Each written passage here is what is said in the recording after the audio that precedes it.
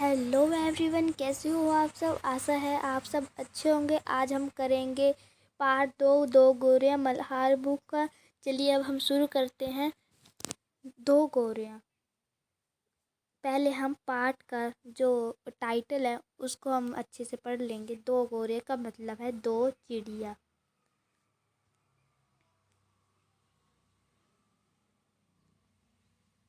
घर में हम तीन ही व्यक्ति रहते हैं, माँ, पिताजी और मैं। पर पिताजी कहते हैं कि यह घर सराय बना हुआ है, हम तो जैसे मेहमान हैं, घर के मालिक तो कोई दूसरे ही हैं। इसका मतलब है घर में हम तीन ही व्यक्ति रहते हैं। मतलब लेखक के घर में सिर्फ तीन ही व्यक्ति रहते हैं, उसकी माँ, पिताजी और वह खुद। पर लेखक के पिताजी कहते हैं यह घर नहीं, सराय बना हुआ है। सराय का मीन है जो यात्रियों के रहने का स्थान या ठहरने का स्थान। हम तो जैसे मेहमान हैं, घर के मालिक तो कोई दूसरे हैं। और उन्हें ऐसा भी लगता है कि घर के मालिक तो कोई दूसरे ही हैं, घर के, और हम तो जैसे मेहमान ही हैं। आंगन में एक आम का पेड़ है। देखें, ये इनके आंगन में आम का पेड़ है, ये आम लगे हैं।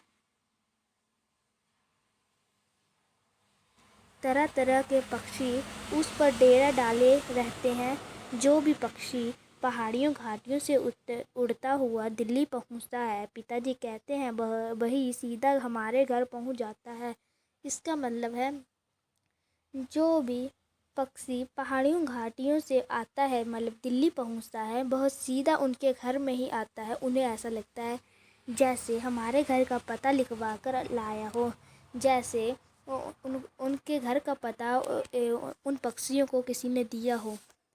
यहाँ कभी तोते पहुंच जाते हैं, तो कभी कौवे, तो कभी तरह तरह के गोरे। इसका मतलब है कभी उस पेड़ पर तोते पहुंच जाते हैं, कभी कौवे, और कभी तरह तरह की गोरे एक चिड़िया की प्रकार की होती है पक्षी। वह शोर मचाती हैं कि कानों के पर्दे फट जाएं, पर लोग कहते हैं कि पक्षी गाना गा रहे हैं। मतलब बहुत बहुत चहचहाहट करती हैं। कई लोगों को लगता है कि वह गाना गाती है, पर लेखक के परिवार वाले सोचते हैं, मतलब पिताजी सोचते हैं कि वह शोर मचा रही हैं, बेसुरा गा रही हैं, जैसे लग रहा है कि कान के पर्दे फट जाएंगे। घर के अंदर भी यही हाल है। बसियों तो चूहे बसते हैं, रात भर एक कमरे से दूसरे कमरे में भागते फिरते हैं। मतलब है कि घर के अंदर भी यही हाल है। घर में चूहे हैं, रात भर, मतलब पूरी रात एक कमरे से दूसरे कमरे में भागते हैं। बहुत धमा चौकड़ी मचाती है कि घर के लोग ठीक से सो भी नहीं पाते। इसका मतलब है वह रात को बर्तन गिरा देते होंगे या शोर मचाते हैं, जिससे कि लेखक और लेखक के घर वाले सो भी नहीं पाते हैं।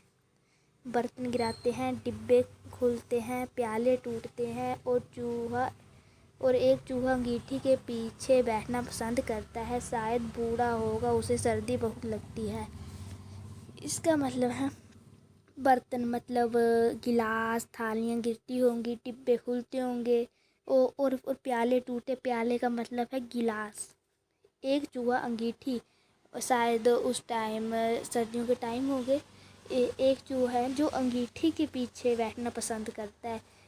उनको लगता है कि वह बूढ़ा है, उसे ठंड बहुत लगती होगी। एक दूसरा है जो बाथरूम की टंकी पर चढ़कर बैठना पसंद है, उसे शायद गर्मी बहुत लगती है। इसका मतलब है, और दूसरा जो है वो बाथरूम की टंकी पर चढ़कर बैठता है, और उन्हें लगता है कि उसे गर्मी बहुत लगती है। बिल्ली हमारे घर में रहती तो नहीं, मगर घर उसे भी पसंद है और कभी कभी झांक जाती है। इसका मतलब है बिल्ली तो हमारे घर में, मतलब उनके घर में नहीं रहती, पर उसे भी उनका घर पसंद है। उन्हें ऐसा लगता है, और कभी कभी झांकने का मतलब है कभी कभी आती होगी। अगला पेज देखते हैं। मन आया तो अंदर आकर दूध पी जाती है, ना मन आया तो बाहर से फिर आऊँगी कहकर चली जाती है। इसका मतलब है अगर अगर उसका मन होगा तो वह अंदर आएगी और दूध पी जाएगी। अगर अगर उसका मन नहीं होगा तो वह फिर आऊँगी कहकर चली जाती है। वैसे बिल्ली तो बोल नहीं पाती है, बस ये लेखक और लेखक के पिताजी की कल्पना है।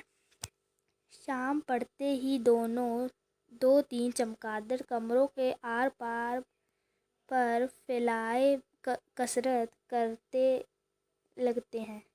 घर में कबूतर भी हैं। दिन भर गुटरुं गूं का संगीत सुनाई देता है। इसका मतलब है घर में इसका मतलब है कि घर में रात होते ही चमगादड़ इधर से उधर भागने लगते हैं और घर में कबूतर भी हैं जो दिन भर गुटरुं गूं का संगीत गाते हैं। इतने में ही बस नहीं, घर में छिपकलियाँ भी हैं और बर्रे भी हैं और चींटियों की तो जैसे फौज ही छवानी डाली हो। इसका मतलब है इतने पर ही बस नहीं, मतलब इतने ही पशु पक्षी जानवर ही नहीं हैं और छिपकलियाँ भी हैं, चींटियाँ और बर्रे होती हैं जो छोटी छोटी होती हैं और आसमान में घूमती रहती हैं। और चींटियाँ तो इतनी ज़्यादा जैसे लगता है फौज है उनकी। अब एक दिन 2 गोरियाँ सीधी अंदर घुस आई और बिना पूछे उड़ उड़ कर मकान देखने लगी। इसका मतलब है वैसे तो पशु पक्षी तो पूछेंगे कैसे, तो वो सीधे आगे होंगी, दरवाज़ा खुला खिड़कियाँ खुली होंगी। तो पिताजी कहने लगे कि मकान का निरीक्षण कर रही है कि उनके रहने योग्य है कि नहीं। पिताजी कहने लगे कि वह गोरियाँ निरीक्षण कर रही है कि उनके रहने योग्य है, मतलब वह जगह सुरक्षित है या नहीं। ये पक्षी तो थोड़े दिन निरीक्षण करते ही हैं जिससे उनके बच्चे सेफ रह सकें। कभी वे किसी रोशनीदान पर जा बैठती तो कभी खिड़की पर, मतलब वह गोरियाँ कभी रोशनीदान का मतलब है अब तो शायद वह घरों में नहीं होती हैं ज़्यादातर, पर पहले के ज़माने में रोशनीदान होता था।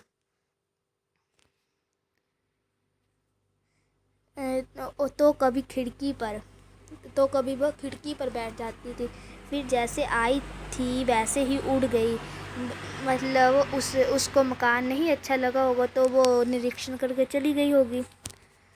पर 2 दिन बाद हमने क्या देखा कि बैठक की छत में लगे पंखे गोले में उन्हें अपना घोंसला बिछा लिया है और सामान भी ले आई हैं और मज़े से दोनों बैठी गाना गा रही हैं। जाहिर है उन्हें घर पसंद आया था। इसका मतलब है कि उन्होंने 2 दिन के बाद देखा होगा कि बैठक के लगे पंखे के गोले में, ये जैसे बैठक का पंखा तो गोला होता है, ये वाली चीज़, इस वाली चीज़ में उन्होंने घोंसला बना लिया है। वह आश्चर्यचकित हो जाते हैं और वह मज़े से गाना, मतलब चहचहाट की आवाज़ हो रही थी और उन्हें लगता है कि जाहिर सी बात है उन्हें घर पसंद आया है। माँ और पिताजी दोनों सोफे पर बैठे उनकी ओर देखे जा रहे थे। थोड़ी देर बाद माँ सिर हिलाकर बोली, अब तो ये नहीं जाएंगी, पहले इन्हें उड़ा देते तो उड़ जाती। अब तो उन्होंने घोंसला बना लिया है। माँ और पिताजी बैठक में लगे सोफे पर बैठे होंगे और माँ सिर हिलाकर बोली, ये माँ है। माँ सिर हिलाकर बोली पिताजी को कि अब ये नहीं उड़ेंगी, इन्होंने घोंसला बना लिया है, पहले उड़ा देते तो ये उड़ जाती। और ये देखो, ये बिल्ली है, देखो इस प्रकार से होती हैं गोरियाँ। और हम शुरू करेंगे। इस पर पिताजी को गुस्सा आ गया, मतलब जो माँ ने कहा उस पर पिताजी को गुस्सा आ गया वह उठ खड़े हुए और बोले, देखता हूँ ये कैसे यहाँ रहती है। गौरिया मेरे आगे क्या चीज़ है, मैं अभी निकाल बाहर करता हूँ। इसका मतलब है पिताजी को गुस्सा आ गया और पिताजी खड़े हो गए और उन्होंने कहा, देखता हूँ यह कैसे बाहर नहीं जाएंगी। ये गौरिया मेरे आगे क्या चीज़ है, अभी मैं बाहर निकाल दूंगा। छोड़ो जी, चूहा तो निकाल नहीं पाए, अब चिड़िया निकालेंगे, माँ ने व्यंग से कहा। इसका मतलब है छोड़ो जी, माँ ने कहा हंसते हुए मजाक के मूड में कि छोड़ो जी, चूहा तो आप निकाल नहीं पाते हो, अब चिड़िया आपसे क्या निकलेगी। माँ कोई बात व्यंग से कहती है, कहे तो पिताजी उबल पड़ते हैं। मतलब माँ कोई मजाकिया तरीके से या सुनाकर कोई बात कहती है तो पिताजी को गुस्सा आ जाता है। यहाँ पे उबलने का मतलब है गुस्सा आना। वह समझते हैं कि माँ उनका मजाक उड़ा रही है। वह फौरन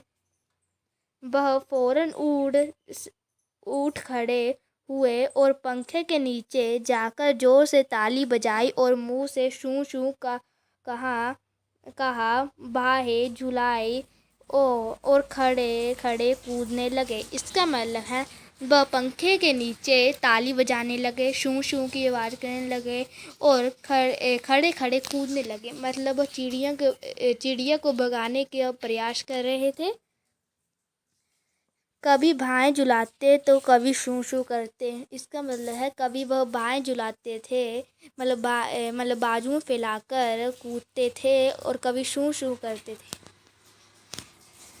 गौरियों ने घोंसले में से सिर निकालकर नीचे की ओर झांककर देखा और दोनों एक साथ ची ची करने लगी और माँ खिलखिलाकर हंसने लगी। मतलब जब पिताजी ऐसा कर रहे थे तो दो गौरियां ने नीचे देखा और ची ची करने लगी और माँ जोर जोर से हंसने लगी। पिताजी को गुस्सा आ गया, इसमें हंसने की क्या बात है। पिताजी को और ज़्यादा गुस्सा आ गया और माँ को कहा होगा कि इसमें हंसने की क्या बात है। माँ को ऐसे मौक़ों पर हमेशा मजाक सूझता था। मतलब माँ को ऐसे मौक़ों पर मजाक सूझता था। हंसकर बोली, चिड़िया एक दूसरे से पूछ रही है कि यह आदमी कौन है और नाच क्यों रहा है। माँ को ऐसा लगता है कि चिड़िया एक दूसरे से पूछ रही है और मतलब कि यह आदमी नाच क्यों रहा है और शू शू मतलब क्यों कर रहा है। तब पिताजी को और भी ज़्यादा गुस्सा आ गया और वह पहले से ज़्यादा ऊंचा कूदने लगे। मतलब यह बात माँ की सुनकर पिताजी को और ज़्यादा गुस्सा आ गया और वह पहले से भी और ऊंचा कूदने लगे। गौरिया घोंसले में से निकलकर दूसरे पंखे के डेने पर जा बैठी। इसका मतलब है गौरिया घोंसले से निकलकर मतलब कोई दूसरा पंखा लगा होगा उसके डेने पर जा बैठी। डेने का मतलब होता है कि पंखे के पर। उन्हें पिताजी का नाचना जैसे बहुत पसंद आ रहा था। फिर माँ हंसने लगी, ये निकलेंगी नहीं जी, अब इन्होंने अंडे दे दिए होंगे। इसका मतलब है माँ को लग रहा था कि उन्हें पिताजी का नाचना मतलब उनको भगाने का प्रयास करना अच्छा लग रहा था, मनोरंजन लग रहा था। और माँ हंसते हुए कहती है, ये नहीं निकलेंगी, अब इन्होंने अंडे दे दिए होंगे। निकलेंगी कैसी नहीं, पिताजी बोले और बाहर से लाठी उठा लाए। और पिताजी तो यह बात सुनकर पिताजी ने कहा, यह कैसे नहीं निकलेंगी, और बाहर गए और बाहर से लाठी ले आए। इसी बीच गौरिया फिर घोंसले में जा बैठी। उन्होंने लाठी ऊंची उठाकर पंखे के गोले को ठकोरा। मतलब उन्होंने जो पिताजी बाहर से लाठी लेकर आए थे उससे पंखे के गोले को ठकराने लगे।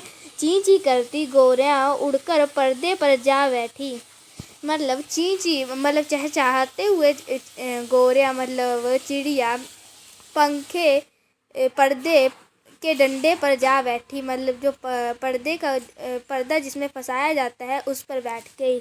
इतनी तकलीफ करने की क्या ज़रूरत है, पंखा चला देते तो यह उड़ जाती। माँ ने कहा होगा कि इतनी तकलीफ करने की आपको क्या ज़रूरत है, पंखा चला देते वो अपने आप ही चली जाती। पिताजी लाठी उठाए पर्दे के डंडे की ओर लपके। एक गौरिया उड़कर किचन के दरवाजे जा बैठी, दूसरी सीढ़ियों वाले दरवाजे पर। इसका मतलब है कि पिताजी डंडे से पर्दे के डंडे को लपके, मतलब हिलाने लगे और एक गौरिया किचन के दरवाजे पर जा बैठी, दूसरी सीढ़ियों वाले दरवाजे पे, और दूसरी गौरिया सीढ़ियों के दरवाजे पर जा बैठी। माँ हंस दी, तुम तो बड़े समझदार हो जी, सभी दरवाजे खुले हैं और तुम गौरिया को बाहर निकाल रहे हो। माँ हंसकर बोली, तुम तो मतलब कि तुम तो बड़े होशियार हो, सारे दरवाजे खुले हैं और तुम गौरिया को बाहर निकालने का प्रयास कर रहे हो। एक दरवाज़ा खुला छोड़ो, बाकी दरवाजे बंद कर दो, तब ये निकलेंगी। इसका मतलब है कि माँ ने कहा कि एक ही दरवाज़ा खोलो जो जहाँ से ये गौरियाँ निकल सकती हैं, और बाकी सारे दरवाजे आप बंद कर दो। अब पिताजी ने मुझे झांक कर कहा, तू खड़ा क्या देख रहा है, जा दोनों दरवाजे बंद कर दे। कि इसका मतलब है कि पिताजी ने मुझे झांक कर झिझक कहा, मतलब इसका मतलब है कि लेखक के पिताजी ने लेखक को कहा कि तू खड़ा ये क्या देख रहा है, जाके दरवाजे बंद कर। मैंने भागकर दोनों दरवाजे बंद कर दिए, केवल किचन का दरवाज़ा खुला छोड़ा। इसका मतलब है कि लेखक भाग कर गया और सारे दरवाजे बंद कर दिए, बस किचन का दरवाज़ा, मतलब रसोई घर का दरवाज़ा उसने खुला छोड़ा। अब इसी के साथ हम इस पार्ट की समाप्ति होती है। अगले पार्ट के लिए आप चैनल को सब्सक्राइब करना, लाइक करना। इसी के लिए धन्यवाद।